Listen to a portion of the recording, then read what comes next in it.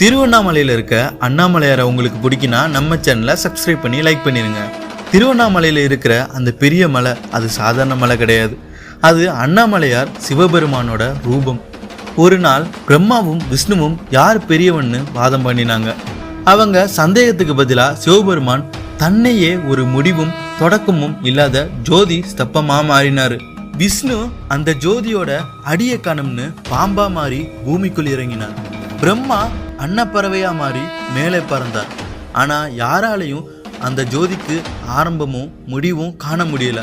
அப்பதான் இருவருக்குமே புரிஞ்சது, சிவன் எங்கும் இருக்கின்ற ஜோதி, அவர் எல்லாவற்றிலும் அடங்கியிருக்கிற ஒளி. இந்த ஜோதிக்கு நினைவாகத்தான் இன்னைக்கும் திருவண்ணாமலை கார்த்திகை தீபத்துல அந்த மலை மேலே ஒரு பெரிய தீ ஏற்றப்படுகிறது. அது ஒரு தீ இல்லை, அது சிவனோட பரமரூபம். நீங்க திருவண்ணாமலை போயிருந்தாலோ இல்லை திருவண்ணாமலையில் இருக்க அந்த சிவனை உங்களுக்கு பிடிச்சிருந்தாவோ கண்டிப்பாக சப்ஸ்கிரைப் பண்ணி லைக் பண்ணி கமெண்ட் பண்ணிடுங்க.